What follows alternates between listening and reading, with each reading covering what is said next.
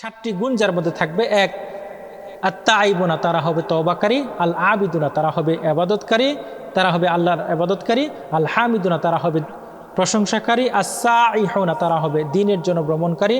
আর রাকিউনা, তারা হবে রুকুকারী। আস-সাজিদুনা, তারা হবে সিজদাকারী। আল আমিরুনা বিল মারুফ, তারা হবে সৎ কাজের আদেশ প্রদানকারী। ওয়ান নাহুনা আনিল মুনকার, এবং অসৎ কাজের নিষেধ প্রদানকারী। সর্বশেষ আল্লাহ রাব্বুল আলামিন জানিয়ে দিয়েছেন ওয়াল হাফিজুনা লি হুদুদিল্লাহ, যারা হবে আল্লাহর শরীয়তের সীমা রক্ষাকারী। হে নবী, আপনি তাদেরকেই জানিয়ে দিন অবাশশিরিল মুমিনিন, আপনি তাদেরকে সুসংবাদ প্রদান করুন যাদের মধ্যে এই কোয়ালিটি থাকবে। সম্মানিত উপস্থিতি, আলহামদুলিল্লাহি কাফা ওয়া সালামুন আলা ইবাদিহিল্লাযিনা ইসতাফা, আম্মা বা'দ। ফাআউযু বিল্লাহি মিনাশ শাইতানির রাজীম। বিসমিল্লাহির রহমানির রহিম। قال الله تعالى في كلامه المجيد والفرقانه الحميد: أعوذ بالله من الشيطان الرجيم. بسم الله الرحمن الرحيم. إن الله اشترى من المؤمنين أنفسهم وأموالهم بأن لهم الجنة يقاتلون في سبيل الله فيقتلون ويقتلون وعدا عليه حقا في التوراة والإنجيل والقرآن ومن أوفى بعهده من الله فاستبشروا ببيعكم الذي بايعتم به وذلك هو الفوز العظيم.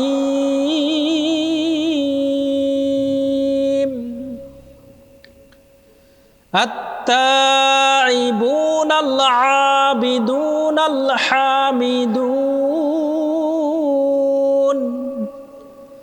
الحامدون السائحون الراكعون الساجدون الآمرون بالمعروف والنهون عن المنكر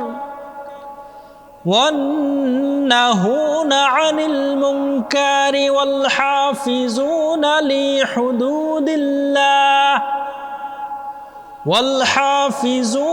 لحدود الله وبشر المؤمنين إلى آخر الآية. أو كما قال رسول الله صلى الله عليه وسلم، قال النبي صلى الله عليه وسلم: الدين نصيحة. আলহামদুলিল্লাহ রব্বিল আলামিন, ওয়াসসালাতু ওয়াসসালামু আলা রাসূলিল কারীম।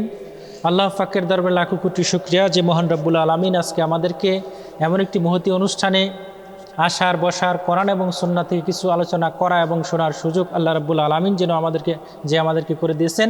এই জন্য সকলেই অন্তঃস্থল থেকে শুকরিয়া জ্ঞাপন করছি। সকলেই বলি আলহামদুলিল্লাহ।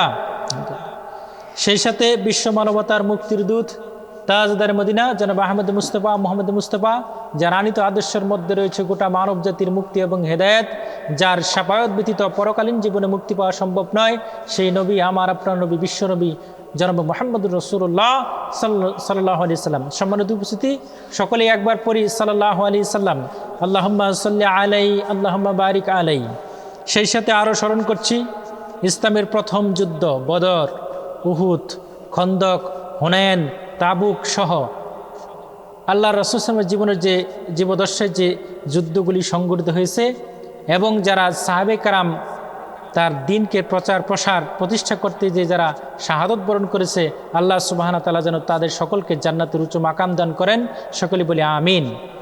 সম্মানিত উপস্থিতি, আমি আপনাদের সম্মুখে পবিত্র কালামে হাকিম আল কোরআন এর সূরা আত-তাওবা, কোরআনুল কারীমের 114টি সূরার মধ্যে সূরা 9 নম্বর যে সূরা আত-তাওবা, সেই সূরাটির আমি 2টি আয়াত তেলাওয়াত করেছি আপনাদের সম্মুখে। সূরা আত-তাওবার আয়াত নম্বর 111 এবং 12 দুটি আয়াত, এর সরল অনুবাদ এবং পাশাপাশি এর বিষয়ে কিছু আলোকপাত করবো ইনশাআল্লাহ। ওমা তৌফিক ইল্লা বিল্লাহ। আমি আল্লাহ সুবহানাহু ওয়া তাআলার কাছে সাহায্য কামনা করতেছি। হাসবুনাল্লাহু নি'মাল ওয়াকিল ওয়া নি'মাল মাওলা ওয়া নি'মান নাসির। তিনি যেন আমাকে সঠিকভাবে তার কোরআনের অনুবাদ এবং তার প্রাসঙ্গিক কিছু কথা বলার এবং সেই অনুযায়ী আমাদেরকে শিক্ষা গ্রহণ করার তৌফিক দান করেন। সকলে বলি আমিন। আজ সম্মানিত উপস্থিতি, আমি আপনাদের সম্মুখে যে আয়াতগুলি তেলাওয়াত করেছি, এই যে আমার আজকের আলোচ্য বিষয় হচ্ছে যে যারা দুনিয়াতে দ্বীন ইসলামের কাজ করবে, যারা দায়ী ইলাল্লাহর কাজ করবে, তাদের কিছু বৈশিষ্ট্য থাকবে, অর্থাৎ মোমেনদের কিছু বৈশিষ্ট্য থাকবে, মোমেনদের কিছু কোয়ালিটি থাকবে, কিছু পার্সোনালিটি, অর্থাৎ তাদের মধ্যে কিছু কোয়ালিটি থাকবে, যেই কোয়ালিটিগুলি থাকলে সে অন্যের কাছে তার দ্বীনের দাওয়াত পৌঁছাইতে তার পক্ষে সহজ হবে। এবং এই কোয়ালিটি যদি তার মধ্যে না থাকে তাহলে সে দ্বীনের দাওয়াত সঠিকভাবে প্রচার প্রসার করতে পারবে না। এই গুণগুলি আমাদের মধ্যে কি কি সেই গুণগুলি আমি আজকে আলোকপাত করার চেষ্টা করবো ইনশাআল্লাহ। তো প্রথমে আমি যে বিষয়টা আপনাদেরকে বলতে চাচ্ছি, সূরা আত-তাওবা আপনারা জানেন সম্মানিত শিক্ষিত উপস্থিতি। আমি একটু আপনাদেরকে স্মরণ করে দিই। সূরা আত-তাওবা কোরআনুল কারীমের 9 নম্বর সূরা। এই সূরাটি মদিনায় অবতীর্ণ হয়েছে। এই সূরাটিতে 2টি নাম সন্নিবেশিত আছে। আল্লাহ রাসূল সাল্লাল্লাহু আলাইহি ওয়াসাল্লামের হাদিস থেকে যে বিষয়গুলি পাওয়া যায় যে এই সূরাটির 2টি নাম, একটি হচ্ছে আত-তাওবা, আরেকটি হচ্ছে বারাআত। তওবা শব্দের শাব্দিক অর্থ হচ্ছে ফিরে আসা, অর্থাৎ গুনাহ থেকে ফিরে আসা, অন্যায় থেকে ফিরে আসা। আরেকটি বিষয় হচ্ছে বারাআত। বারাআত শব্দের শাব্দিক অর্থ হচ্ছে সম্পর্ক ছিদ করা, অর্থাৎ এই সূরার প্রথম দিকেই যে বিষয় বলা হয়েছে বারাআতুম মিনাল্লাহি, অর্থাৎ এই মুশরিকদের সাথে সম্পর্ক ছিদ করার বিষয়ে আলোকপাত করা হয়েছে প্রথমেই, যার কারণেই পরবর্তীতে বিষয়ে বলা হয়েছে যে এই সূরাটিতে বিসমিল্লাহ লেখা হয়নি। বিসমিল্লাহ অর্থাৎ কোরআনুল কারীমের এই একটিমাত্র সূরাতেই, সূরার শুরুতেই বিসমিল্লাহ লেখা হয়নি। এই বিষয়ে অনেকগুলি মত রয়েছে। তদন্য যেটা সবচেয়ে গ্রহণযোগ্য সেটা হচ্ছে ইমাম রাজি রহমাহুল্লাহ। ইমাম রাজি রহমতুল্লাহ আলাই তিনি লিখেছেন যে এই সূরার শুরুতে জনাবে স্বয়ং মুহাম্মদুর রাসূলুল্লাহ সাল্লাল্লাহু আলাইহি ওয়াসাল্লাম তিনি নিজে বিসমিল্লাহ লেখেননি, অর্থাৎ এই সূরার শুরুতে বিসমিল্লাহ আল্লাহ রাসূল সাল্লাল্লাহু আলাইহি ওয়াসাল্লাম তিনি লেখেননি, যার ধারাবাহিকতা পরবর্তীতে সাহাবে কেরাম এটা অব্যাহত রেখেছেন এবং এটা এই সূরাতে বিসমিল্লাহ ছাড়াই অবতীর্ণ তেলাওয়াতের বিষয়ে এই সূরাটির এই বিষয়ে বলা, অর্থাৎ নির্দেশনা দেওয়া হয়েছে যে এই সূরার শুরু থেকে পড়লে বিসমিল্লাহ পড়তে হবে না। তবে মাঝখান থেকে যদি কেউ তেলাওয়াত করে, অন্য আয়াত থেকে যদি তেলাওয়াত করে, তাহলে অবশ্যই থেকে বিসমিল্লাহ আউযুবিল্লাহ এবং বিসমিল্লাহ দিয়েই তেলাওয়াত করতে হবে। আরেকটি বিষয় আমরা আলোকপাত না করলে না হয়, যেটা আমাদের বোঝার ক্ষেত্রে একটু সহায়ক হবে, যে আয়াতগুলি আমি তেলাওয়াত করেছি আপনাদের সম্মুখে সেটা হচ্ছে সূরা তাওবার, বারবার বলতেছি 111 থেকে 12, অর্থাৎ এই আয়াতগুলি মদিনায় তাবুক যুদ্ধের পরে অর্থাৎ তাবুক যুদ্ধের দুইটি মতই আছে। তাবুক যুদ্ধের যে প্রস্তুতিকালীন যে সময়টা, এই সময়ে এই আয়াতগুলি আল্লাহ সুবহানাহু ওয়া তাআলা আমাদের নবী মুহাম্মদ সাল্লাল্লাহু আলাইহি ওয়াসাল্লামের শানে নাজিল করেছেন। অর্থাৎ তাবুক যুদ্ধের সমসাময়িককালীন অথবা প্রস্তুতিকালীন সময়ে আল্লাহ রাব্বুল আলামিন এই আয়াতগুলি অবতীর্ণ করেছেন। আয়াতগুলির বিষয়বস্তু কি? আয়াতগুলির বিষয়বস্তু আমরা আয়াতগুলোর যে অনুবাদ সেটা আমরা জানবো। আল্লাহ রাব্বুল আলামিন প্রথম থেকে যে বিষয়গুলি বলেছেন, যেখানে আল্লাহ রাব্বুল আলামিন বলেন মুমিনদের যে পার্সোনালিটির যে কোয়ালিটি থাকবে তাদের মধ্যে কি আল্লাহ বলছে। আল্লাহ সুবহানাহু ওয়া তাআলা প্রথম দিকে বলেছেন যে ইন্নাল্লাহা আশতারা মিনাল মুমিনিনা আনফুসাহুম ওয়া আমওয়ালাহুম বিআন্না লাহুমুল জান্নাহ, নিশ্চয়ই আল্লাহ মুমিনদের থেকে তাদের জান এবং মাল কিনে নিয়েছেন। বিনিময় কি? জান্নাত। আল্লাহ সুবহানাহু ওয়া তাআলা বিনিময় কি দিবেন? জান্নাত। এরপর যেটা বলেছে আল্লাহ রাব্বুল আলামিন, তিনি বলেন ইউকাতিলুনা ফি সাবিলিল্লাহি ফায়াকতুলুনা ওয়া ইউকতালুন ওয়া'দান আলাইহি হাক্কান ফিত তাওরাতি ওয়াল ইনজিলি ওয়াল কুরআন। আল্লাহ সুবহানাহু ওয়া তাআলা বলেন তারা আল্লাহর পথে লড়াই করে, মারে এবং মরে, তাদের প্রতি তাওরাত, ইনজিল ও কোরআনে জান্নাতের ওয়াদা, আল্লাহর জিম্মায় একটি বিশেষ পাকাপোক্ত ওয়াদা বিশেষ, এই বিষয়গুলি আছে, অর্থাৎ এই ওয়াদাগুলি করা আছে। আয়াতের শেষের দিকে যেটা বলা হয়েছে আল্লাহ রাব্বুল আলামিন বলেন ওয়ামান আউফা যে ওয়াদা, ওমান আউফা বিআহদিহি মিনাল্লাহি ফাস্তাবশিরুহু বিবাইয়িকুমুল্লাযী বায়াতুম বিহি ওয়া যালিকা হুয়াল ফাওজুল আযীম। আল্লাহ সুবহানাহু ওয়া তাআলা এখানে যেটা বলেছেন যে আল্লাহর চাইতে বেশি নিজের ওয়াদা পূরণকারী আর কে আছে, কাজেই তোমরা আল্লাহর সাথে যে কেনাবেচা করেছো সেজন্য আনন্দ করো, এটি সবচেয়ে বড় সাফল্য। আল্লাহ রাব্বুল আলামিন এই প্রথম যে আয়াতে সূরা তওবার 101 নম্বর আয়াতের মধ্যে এই বিষয়গুলো বলেছেন। সম্মানিত উপস্থিতি, আমি সময় কম, আমি বেশি লম্বা আলোচনা করব না।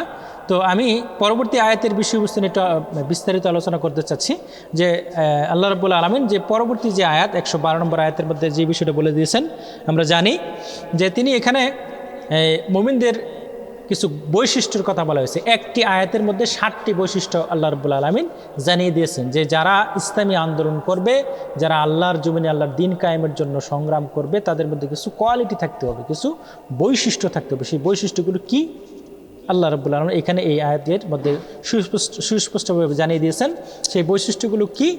তারা হবে আত-তাইবুনা, তারা হবে তওবাকারী, আল-আবিদুনা, তারা হবে ইবাদতকারী, আল-হামিদুনা, তারা হবে প্রশংসাকারী, আস-সাইহুনা, তারা হবে দ্বীনের জন্য ভ্রমণকারী, আর রাকিউনা সাজিদুনা, তারা হবে সালাত আদায়কারী অর্থাৎ রুকু এবং সিজদাকারী, আল-আমিরুনা বিল মারুফ, তারা হবে সৎ কাজের আদেশ প্রদানকারী, ওয়ান নাহুনা আনিল মুনকার, এবং অসৎ কাজের নিষেধ প্রদানকারী।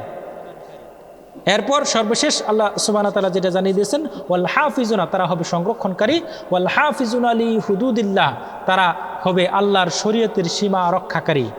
আল্লাহ সুবহানাহু ওয়া তাআলা তা এই আয়াতের সর্বশেষ একটি সুসংবাদ দিয়ে দিয়েছেন মুমিনদের জন্য যে হে নবী আপনি বলুন ওয়াবাশশিরিল মুমিনিন, এই সকল গুণের অধিকারী মুমিনদেরকে আপনি সুসংবাদ প্রদান করুন। অর্থাৎ এই 7টা গুণ যদি আমাদের মধ্যে থাকে, আল্লাহ রাব্বুল আলামিন জানিয়ে দিয়েছেন হে নবী আপনি তাদেরকে জানিয়ে দিন যাদের মধ্যে এই 7টা কোয়ালিটি এবং 7টা গুণাবলী থাকবে, তাদের জন্য সুসংবাদ আমার পক্ষ থেকে। সুতরাং আল্লাহ সুবহানাহু ওয়া তাআলা সুসংবাদ দিয়ে দিয়েছেন। সুসংবাদ কি হবে? জান্নাত। সুসংবাদ কি হবে?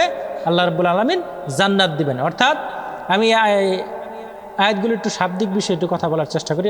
আল্লাহ রাব্বুল আলামিন যেন আমাকে বলার তৌফিক দান করেন। হাসবুনাল্লাহু নি'মাল ওয়াকিল ওয়া নি'মাল মাওলা ওয়া নি'মান নাসির।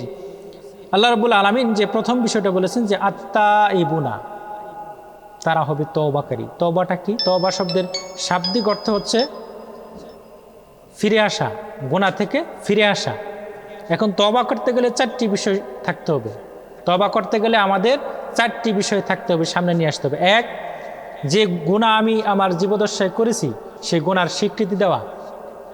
সম্মানিত উপস্থিতি, একটু ভালো করে বুঝবেন, আমাদের জীবনে অহরহ গুনাহ হয়েই যাচ্ছে, গুনার মধ্যেই আমরা পড়ে আছি। কেননা আল্লাহ রাসূল সাল্লাল্লাহু আলাইহি ওয়াসাল্লাম বলেছে কুল্লু বানি খাত্তা, অর্থাৎ প্রত্যেক বনি আদম সন্তানই গুনার মধ্যে আছে, অর্থাৎ গুনাহ তাদের হয়ে যায়। গুনাহ তারা করতে না চাইলেও তাদের জীবদ্দশায় গুনাহ হয়ে যায়। এখন তওবা করার যে বিষয়গুলো, সম্মানিত উপস্থিতি, আমরা একটু বোঝার চেষ্টা করি যে তওবার যে প্রথম বিষয় সেটা হচ্ছে তওবা শব্দের শাব্দিক অর্থ হচ্ছে ফিরে আসা, গুনাহ থেকে ফিরে আসা।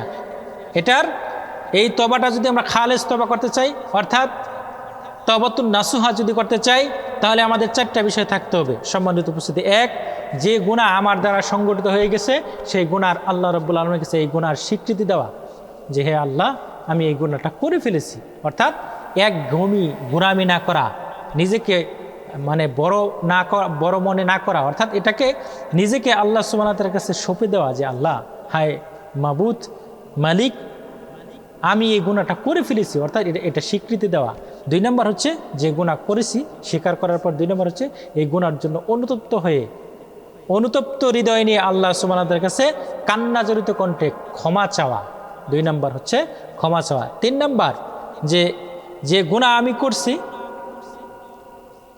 3 নম্বর যে বিষয়টা সেটা হচ্ছে বান্দার কোনো হক তার মধ্যে যদি বিদ্যমান থাকে, অর্থাৎ হক্কুল্লাহ এবং হক্কুল ইবাদ।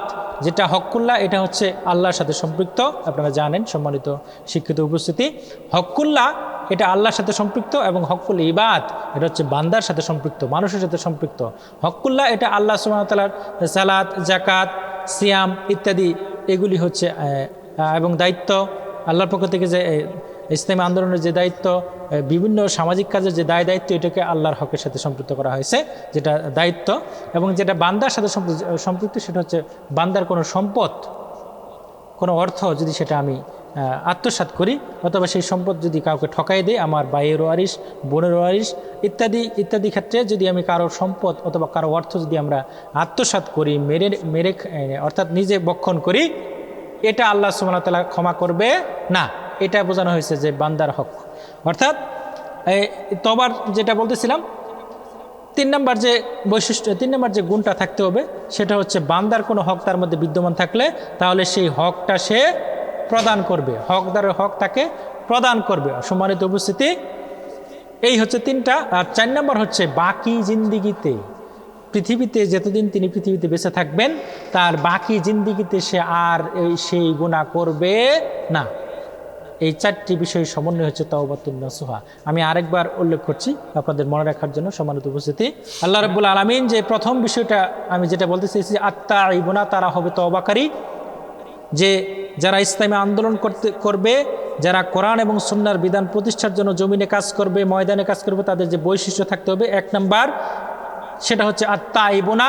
আত্তাইবুনার বিষয় হচ্ছে 4টি বিষয়। 1, যে গুনাহ সে করছে তার জীবদ্দশায় সে গুনার স্বীকৃতি দিবে। 2, সে গুনার জন্য অনুতপ্ত হৃদয় নিয়ে আল্লাহ সুবহানাহু ওয়া তাআলার কাছে সে ক্ষমা চাবে, ক্ষমা প্রার্থনা করবে, ক্ষমা চাবে। 3, বান্দার কোনো হক তার কাছে বিদ্যমান থাকলে সেই হক তাকে বান্দাকে প্রদান করবে। অর্থাৎ অন্যের সম্পদ নিজের কাছে রাইখা শুধু আল্লাহর কাছে ক্ষমা চাইলে সেটা আল্লাহ ক্ষমা করবে না। 3 নম্বর যে বিষয় করণীয়, সেটা হচ্ছে বান্দার কোনো হক তার মধ্যে বিদ্যমান থাকলে সেই হক বান্দাকে প্রদান করবে। 4 নম্বর যে বিষয় এই তওবার, 4 নম্বর বিষয় হচ্ছে সে বাকি জিন্দিগিতে, অর্থাৎ পৃথিবীতে সে তওবার পরে, তওবা করার পরে যে পৃথিবীতে যে কতদিন পৃথিবীতে বেঁচে থাকবে, এই বেঁচে থাকার সময়কালীন সময়ে সে বাকি জিন্দিগিতে আর সে ওই গুনাহ করবে না। সম্মানিত উপস্থিতি, এই 4টি বিষয় সমন্বয় হচ্ছে তাওবাতুন নাসুহা। আমরা বুঝতে পেরেছি মনে হয়। 1, যেটা আবার একটু না বললে না হয়, যে গুনাহ করেছি সেই গুনার জন্য আল্লাহর কাছে স্বীকারোক্তি দেওয়া। 2, সেই গুনার জন্য আল্লাহর কাছে ক্ষমা চাওয়া। 3, বান্দার কোনো হক তার কাছে বিদ্যমান থাকলে সেই হক প্রদান করা। 4, বাকি জিন্দিগিতে আর সে ওই গুনাহ করবে না, এই স্বীকৃতি আল্লাহ রাব্বুল আলামিনের কাছে দেওয়া। এই হচ্ছে তাওবাতুন নাসুহা, অর্থাৎ আত্তাইবুনা এর বিষয়। সম্মানিত উপস্থিতি, 2 নম্বর যে বিষয় বলা হয়েছে আল আবিদুনা, ইবাদত। এই ইবাদত করতে হবে শুধুমাত্র একমাত্র আল্লাহ সুবহানাহু ওয়া তাআলার। এই ইবাদতে কাউকে শরীক করা যাবে না। শিরিক এবং বিদাত মুক্ত খালেস ভাবে আল্লাহ রাব্বুল আলামিনের ইবাদত করতে হবে। ইবাদতের বিষয়ে অনেকগুলি কোরআন আয়াত এবং হাদিস রয়েছে। ইবাদত এমনভাবে করতে হবে, ইবাদত কবুল হওয়ার জন্য 3টা বিষয় করণীয়। 3টা বিষয় করণীয়, আমি বেশি লম্বা করব না।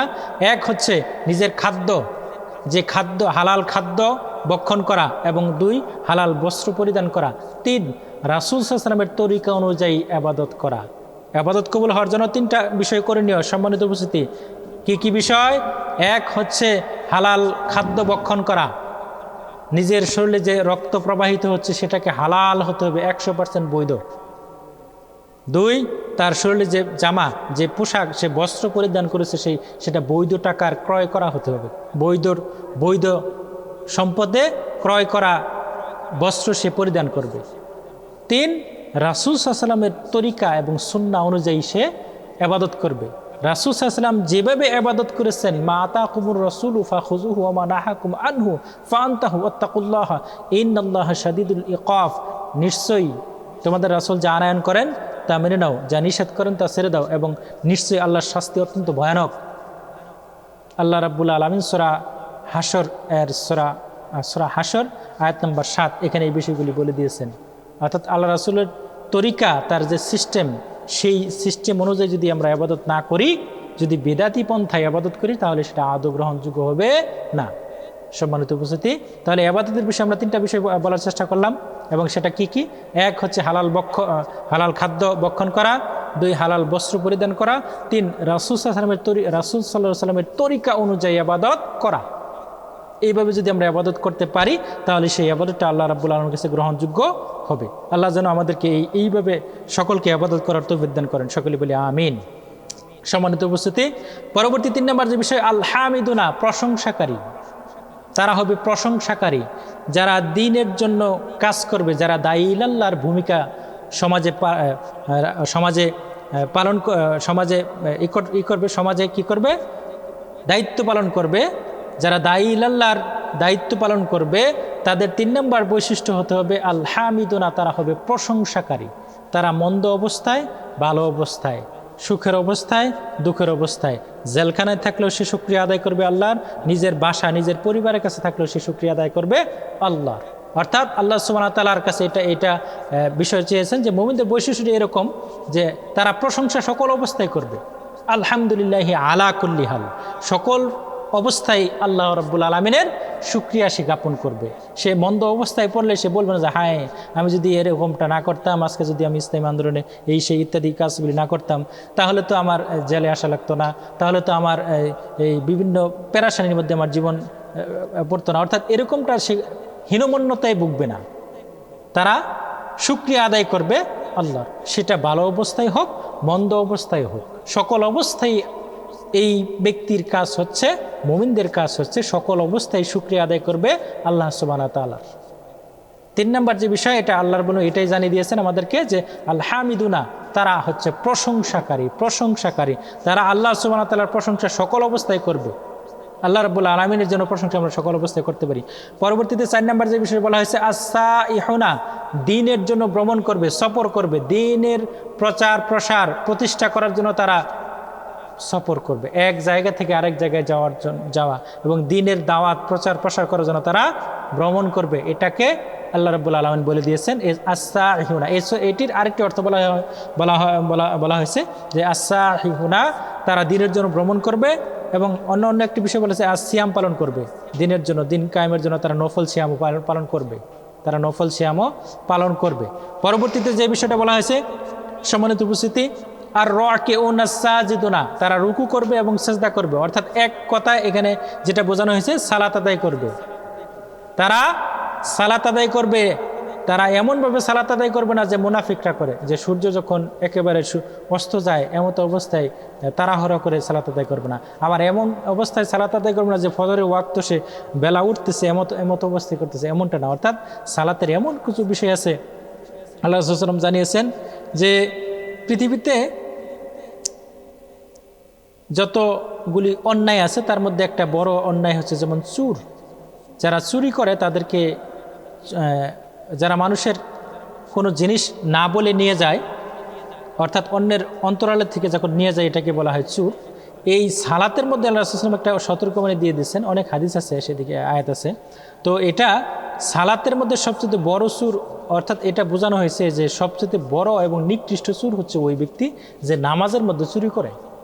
সম্মানিত উপস্থিতি, এটা আমরা একটু আমাদের কাছে আনইজি লাগবে হয়তো বা, কিন্তু নামাজের মধ্যেও মানুষ চুরি করে। কিভাবে করে?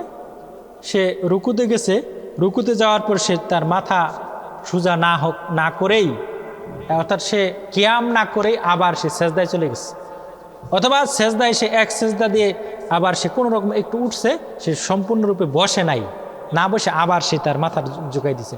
অর্থাৎ এই ব্যক্তি হচ্ছে সবচেয়ে নিকৃষ্ট চোর। নামাজটা পড়তে হবে খুজুর সহিত।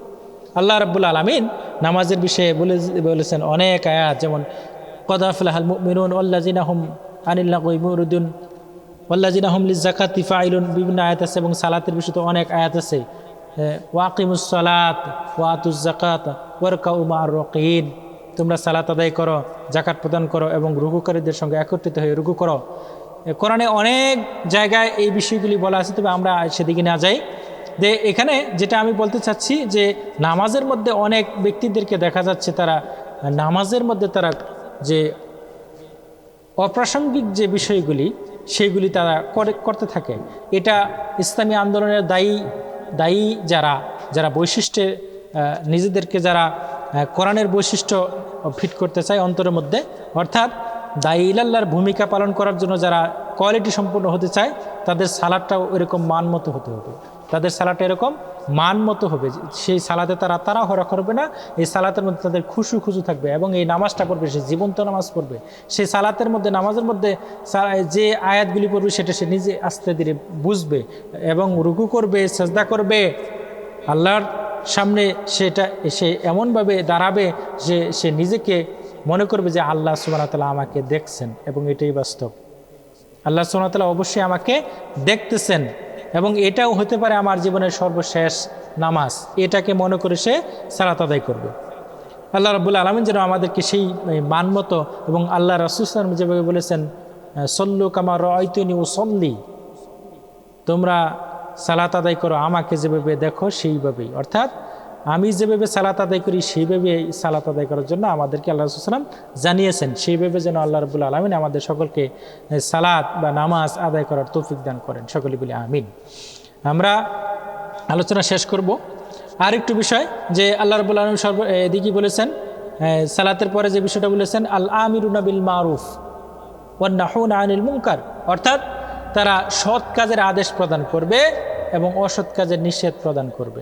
সৎ কাজের আদেশ এটা এমন একটি বিষয় যে আল্লাহ রাসূল সাল্লাল্লাহু আলাইহি ওয়াসাল্লাম একটি হাদিসে বলছে যে যার হাতের মুষ্টির মধ্যে আমার প্রাণ, তোমরা অবশ্যই সৎ কাজের আদেশ প্রদান করো এবং অসৎ কাজে নিষেধ প্রদান করো। যদি এটা তোমরা না করো তাহলে তোমাদের উপর অচিরেই কিছু গজব চলে আসবে, এবং আরও কিছু বিষয় আছে যে তাদের উপর অমুসলিম শাসক চাপিয়ে দেওয়া হবে, এবং যারা তাদের উপর জুলুম করতে থাকবে। মানে এখানে যেটা বলতে চাচ্ছি আমি, যে আল্লাহ রাব্বুল আলামিনের যে শিক্ষা, যে সৎ কাজের আদেশ যদি আমরা সেটা না করি, যেমন সাপোজ একটু আপনাদেরকে বোঝানোর জন্য বলি, যে আপনি রাস্তায় হেঁটে যাচ্ছেন, পাশেই কিছু দুষ্ট প্রাকৃতিক ছেলেরা এক মেয়েকে ইপটিজিং বা তার সাথে বেয়াদবি শুভ্র আচরণ করতেছে এবং তাকে ডিস্টার্ব করতেছে, অর্থাৎ এমন একটি পর্যায়ে করতেছে যে রাস্তাতে যাওয়ার সময় তার গায়ে জড়ানো যে উড়না সেটা সে টান দিয়ে নিয়ে নিছে। আপনার সামনেই একটা মেয়ের উড়না সে টান দিয়া নিয়ে নিল একটা ছেলে, আর আপনি খুব নামাজি, খুব বড় জুব্বা এবং অনেক সুফি মানুষ, আপনি দেখলেন যে কিছু ছেলে বা দুইটা ছেলে একটা মেয়েকে এভাবে ডিস্টার্ব করলো, আর আপনি রাস্তা দিয়ে হেঁটে যাচ্ছেন, আপনার সামনে এই কাজটা করলো। আপনার শক্তি এবং দাপট সব কিছুই আছে, আপনি পারলে ওই ছেলেকে ধমক দিতে পারতেন, এবং কড়া শাসন করলেও আপনার কোনো কিছু হতো না, এবং আপনি এটা করার অধিকারও রাখেন। কিন্তু আপনি সেটা করলেন না।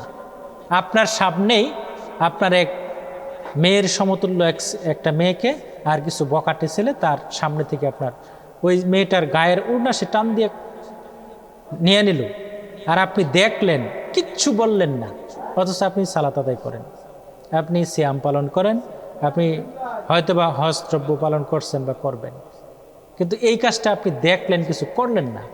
এই যে আপনি এই কাজটা তাকে কিছু বললেন না, এই যে সৎ কাজের আদেশ এবং যে অসৎ কাজের নিষেধটা আপনি করলেন না, এতে করে যে আপনি আজকে একজন পথচারী, একটা অপরিচিতা একটা মেয়ের গায়ের উড়না একটা দুটা বকাটে ছেলে এগুলোটা টান দিয়ে নিয়ে গেল, আপনি কিছু বললেন না। আগামীকালকে তো এমনই হবে, এমনই হতে পারে, এমন হওয়াটাই স্বাভাবিক যে আগামীকালকে আপনার মেয়ে এই রাস্তা দিয়ে আসবে, ওই ছেলে দুইটা আপনার মেয়ের গায়ের উড়নাটা টান দিয়ে খুলে নিবে।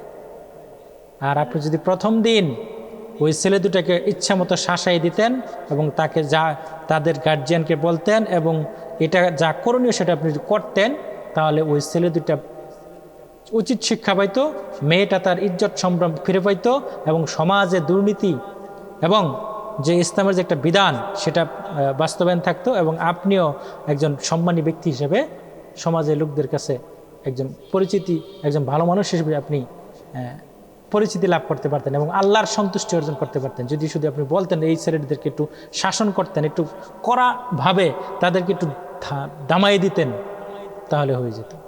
কিন্তু আপনি সেটা করলেন না, আপনি অন্য কাজ করতেছেন, হ্যাঁ, কিন্তু সেটা আল্লাহর কাছে গ্রহণযোগ্য তো নাও হতে পারে, কেননা আপনি সৎ কাজের আদেশ, এটা আল্লাহর বিধান, আল্লাহর নির্দেশ কোরআনুল কারীমের মধ্যে দিয়েছেন, সেটা আপনি করলেন না।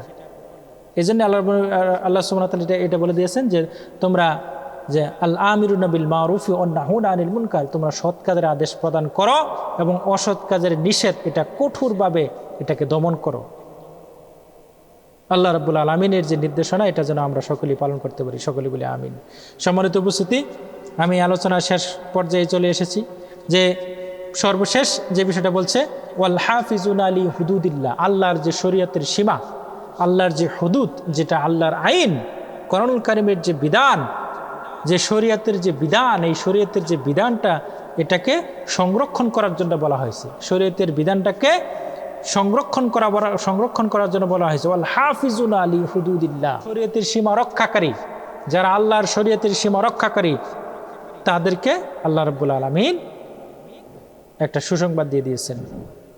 ওয়াবাশশিরিল মুমিনিন, হে নবী আপনি এই সকল গুণের অধিকারী ব্যক্তিদেরকে সুসংবাদ প্রদান করুন। অর্থাৎ উপরে যে আলোচনাগুলি আমরা করলাম, যে টুকটাক কিছু আলোচনা করার চেষ্টা করলাম, এখানে এই বিষয়টা জানিয়ে দেওয়া হয়েছে যে এই 7টি গুণ যার মধ্যে থাকবে, এক আত-তাইবুনা, তারা হবে তওবাকারী, আল আবিদুনা, তারা হবে ইবাদতকারী, তারা হবে আল্লাহর ইবাদতকারী, আল হামিদুনা, তারা হবে প্রশংসাকারী, আস-সাইহুনা, তারা হবে দ্বীনের জন্য ভ্রমণকারী, আর রাকিউনা, তারা হবে রুকুকারী, আস-সাজিদুনা, তারা হবে সিজদাকারী, আল আমিরুনা বিল মারুফি, তারা হবে সৎ কাজের আদেশ প্রদানকারী, ওয়ান নাহুনা আনিল মুনকার, এবং অসৎ কাজের নিষেধ প্রদানকারী।